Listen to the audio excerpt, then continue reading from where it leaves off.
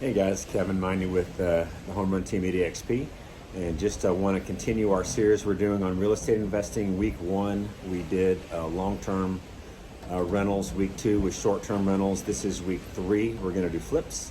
Next week will be creative investing, creative financing ways to get those kind of deals done. So let's jump into the flips this week. If you missed the last 2 weeks, you can go back and check our blog. They're there. So flipping. So the way the flipping game is done is that you have to buy the house at a discount and do the renovation and then sell it. So let's just say a house is worth $100,000 fixed and pretty. The term we use there is ARV, after repaired value.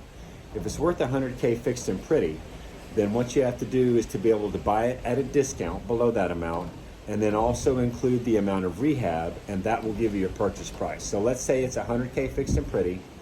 We always like using 30% equity position. So you would go down from 100 to down 30% to 70.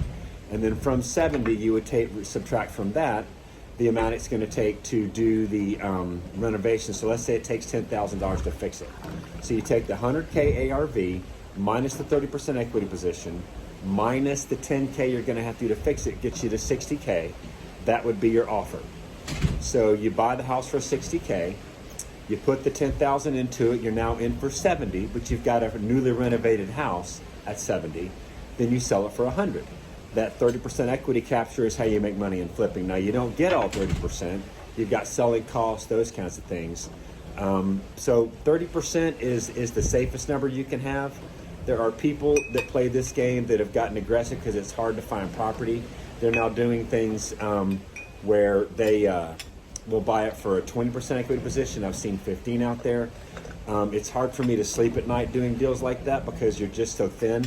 It takes one really bad event to happen to chew into that 20 or 15% equity position. Let's say you've got don't see a foundation problem, or there's something with the roof you're not aware of, things like that. So the safest way to do that is to stick with the numbers. Live and die by the spreadsheet.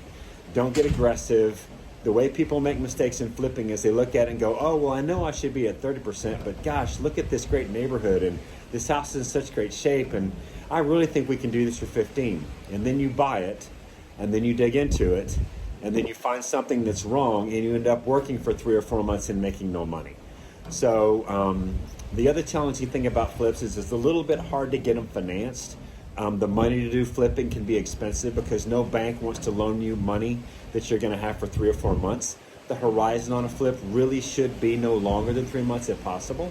No bank wants to do a loan they're going to get 3 months worth of interest because it's not long enough for them to make any money, so they won't do it. So we'll talk next week about some of the financing options, some of the ways that can be done, to give you an idea what that looks like. But that's how the flipping game is played.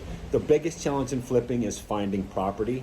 And making sure that you stick to your numbers. You make all your money when flipping on the buy. If you buy right, it's not that difficult. If you buy wrong, you work for free. So, and in a market like this, where it's a seller's market, it's challenging to find a seller who's willing to say, oh, well, I know I can stick a sign in the yard behind a realtor and sell the house in a week or two, but I'll just take a 30% discount. Very challenging. Now, there's always a way to find them. There's always duress. Bad things happen. Someone passes away. Someone gets divorced. There's always going to be reasons why someone's going to be willing to sell for a discount. But in a market like this, it's much tougher to find. So anyway, that's the basics. Any questions, please reach out to us. If you'd like to try to find some properties to flip, we're happy to sit down with you, have coffee or a meal, and walk you through that in a more detailed way. Next week will be ways to finance these transactions. Look forward to seeing you guys then, and have a great week.